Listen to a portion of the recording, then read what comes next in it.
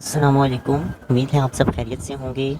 Students, आज का जो हमारा टॉपिक है लेक्चर 2 न्यूमेरिकल मेथड्स के अंदर, वो इंतहाई इम्पोर्टेंट टॉपिक है जिसका नेम है बाइसेक्शन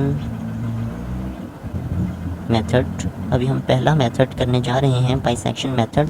इंतहाई इम्पोर्टेंट है university exams point of view से। तो इसको मैंने 3 हिस्सों में डिवाइड किया है आपकी आसानी के लिए। सबसे पहले हम इसका वर्किंग रूल देखेंगे, फिर उसके बाद हम इसका बेसिक कॉन्सेप्ट देख लेंगे, और फिर उसके बाद एक एग्जांपल करेंगे जिससे आपको ये थोरोली क्लियर हो जाएगा। सबसे पहले हम वर्किंग रूल चेक करते हैं। वर्किंग रूल क्या है? वर्किंग रूल की में मैं आपको बताऊंगा। सबसे पहले आपको पता होना चाहिए बाइसेक्शन मेथड हमेशा किसी भी अलजेब्रिक या ट्रांसेंडेंटल इक्वेशन को सोल्व करने के लिए यूज़ होता है। अलजेब्रिक इक्वेशन क्या होती है, ट्रांसेंडेंटल इक्वेशन क्या होती है, प्रीवियस लेक्चर में हम सीख चुके हैं। तो उन इक्वेशंस की रूट्स फाइंड करने के लिए हम बाइसेक्शन मेथड को अप्लाई करते हैं। तो सबसे पहले हम क्या करेंगे, let f of x is equal to 0। Let कोई भी अलजेब्रिक इक्वेशन है, कोई भी फंक्शन है, उसको आपने क्या करना है, 0 के इक्वल पुट कर लेना है। बी द गिवन इक्वेशन, ये वो इक्वेशन है जो आपको क्वेश्चन में गिवन होगी। बी द गिवन इक्वेशन, कोई भी इक्वेशन जो कि आपको गिवन है उसको आपने 0 के इक्वल पुट करना है, और फिर क्या करना है, फाइंड कर लेना है a and b. A and b कैसे फाइंड करना है, such that f of a is less than 0 and f of b is greater than 0, और इसका वाइस वर्सा भी हो सकता है। अब ये समझ लेते हैं क्या क्या मैंने लिखा है। फाइंड ए एंड बी, ए की वैल्यू आप कोई भी अपनी मर्जी से अपने जहन से डिसाइड करें। लेट्स सपोज 1 डिसाइड करें, उसको इस फंक्शन में पुट करें एक्स की जगह, वेरिएबल की जगह, और चेक करें कि आपका आंसर 0 से बड़ा आता है या छोटा आता है। लेट्स सपोज मैंने ए की वैल्यू 1 ली, उसको इस फंक्शन में पुट किया और आंसर 0 से छोटा आ गया, तो आप लिखेंगे F of a is less than 0। ठीक है, अब ए की वैल्यू मैंने 1 ली थी, अब 2 लूँगा, 2 को पुट करूँगा, फिर लेट्स सपोज आंसर छोटा आ गया, फिर मैं ए की वैल्यू 3 लूँगा और फिर पुट करूँगा इस फंक्शन में, और लेट्स सपोज आंसर अब बड़ा आया है, तो अब जो मैंने वैल्यू पुट की थी वो बी कहलाएगी। इसी तरह से अगर मैं यहाँ पे 1 फंक्शन की ए की वैल्यू 1 लेता हूँ और आंसर छोटा आ जाता है, और 2 लेता हूँ तो आंसर बड़ा आ जाता है, तो 1 जो है वो ए होगा और 2 जो है वो बी होगा। यानी कि ए और बी आपने 2 ऐसी वैल्यूज़ लेनी है जिसको फंक्शन में पुट किया जाए तो उनके आंसर ऑपोजिट साइन के आने चाहिए, और ए और b 2 consecutive opposite sign function के नंबर होने चाहिए। तो ये आपको पता होना चाहिए। ए और बी की वैल्यू आई होप पता चल गया होगा कैसे आपने डिसाइड करनी है। एग्जाम्पल में आप क्लियर हो जाएगा आपको। तो अब आपने क्या करना है, अब इसके वाइस वर्सा भी हो सकता है। दैट्स बिकॉज आपने ए की वैल्यू 1 पुट की, आंसर 0 से ग्रेटर आ गया, यानी एफ ऑफ ए क्या आ गया, ग्रेटर देन 0 आ गया। तो अब आप उसके बाद वैल्यू पुट करते करते तब तक पुट करते रहेंगे जब तक आंसर छोटा नहीं आ जाता 0 से। तो जिस पे आंसर छोटा आएगा वो आपकी बी की वैल्यू होगी। तीसरे नंबर पे अब आपने क्या करना है, फाइंड करनी है फर्स्ट अप्रोक्सीमेट रूट। अब आपने फर्स्ट अप्रोक्सीमेट रूट फाइंड करनी है using bisection method. Bisection method के थ्रू आपने फर्स्ट अप्रोक्सीमेट रूट फाइंड करनी है using formula x1 is equal to, दोनों वैल्यूज़ को ऐड करके हम 2 पे डिवाइड कर देंगे, तो आपकी फर्स्ट अप्रोक्सीमेट रूट फाइंड हो जाएगी a प्लस बी ओवर 2। इस तरह से आपने फर्स्ट अप्रोक्सीमेट रूट को फाइंड करना है। जी, अब आगे हमने क्या करना है, अब दोबारा इस वैल्यू को क्या करना है, इसी फंक्शन के अंदर पुट करना है। जहाँ पहले ए और बी को पुट कर रहे थे, अब इस x1 को इस फंक्शन के अंदर पुट करना है, और हमने फाइंड करना है F of x1। F of x1, तो एफ ऑफ x1 आप फाइंड करेंगे तो इसके अंदर तो 2 पॉसिबिलिटीज़ आ सकती हैं। If F of x1 is less than 0, जाहिर सी बात है जब आप पुट करेंगे आपका 0 का आंसर, आपका जो आंसर है वो 0 से छोटा भी आ सकता है। और दूसरे नंबर पे if F of x1 is greater than 0, ये 2 पॉसिबिलिटीज़ हैं। अगर x1 लेस देन 0 आता है तो आप क्या करेंगे, if x1 F of x1 is less than 0, x1 का जो भी आंसर आया उसको मैंने इस फंक्शन में पुट किया और आपका आंसर नेगेटिव आ गया, तो आपने क्या करना है, रूट्स लाई बिटवीन, तो रूट्स किस में लाई करेंगी, वो दो वैल्यूज़, उन दो वैल्यूज़ के दरमियान लाई करेंगी जिनके फंक्शन ऑपोजिट साइन के होंगे। ठीक है, अब देखें x1 को का फंक्शन नेगेटिव है, तो इन दोनों में से वो डिसाइड करें जिसका फंक्शन पॉजिटिव होगा। तो देखें इन दोनों में से किसका फंक्शन पॉजिटिव था, b का फंक्शन पॉजिटिव था, तो रूट लाई करेंगे x1 एंड b। x1 का फंक्शन नेगेटिव है और b का फंक्शन पॉजिटिव है, तो आपकी सेकंड अप्रोक्सीमेशन क्या आएगी,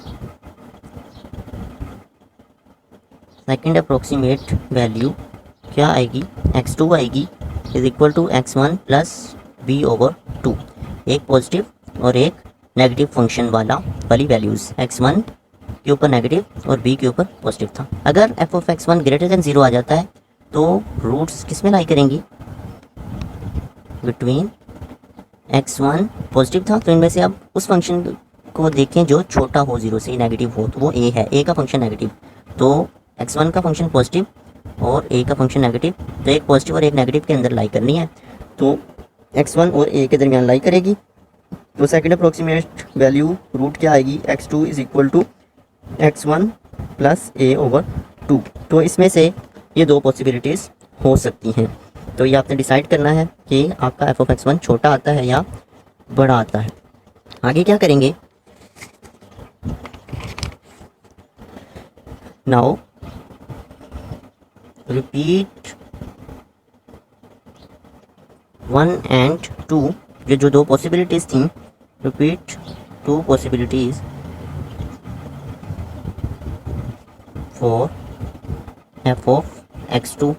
अब जो x2 आपका आया था उस x2 को फंक्शन में पुट करेंगे और फिर वही पॉसिबिलिटीज़ f ऑफ x2 के लिए लेंगे, फिर x3 फाइंड कर लेंगे, इसी तरह सोन चलता रहेगा। तो उम्मीद है आपको वर्किंग रूल की समझ आ गई होगी। तो ये इजी है, इसको हम एग्जाम्पल में करेंगे तो आपके लिए मज़ीद आसान हो जाएगा।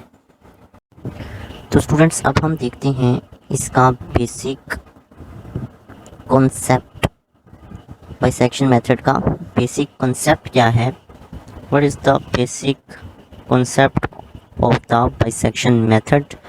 बेसिक कॉन्सेप्ट इसका क्या है, लेट्स सपोज मैं यहाँ पे एक ड्रा करता हूँ फंक्शन,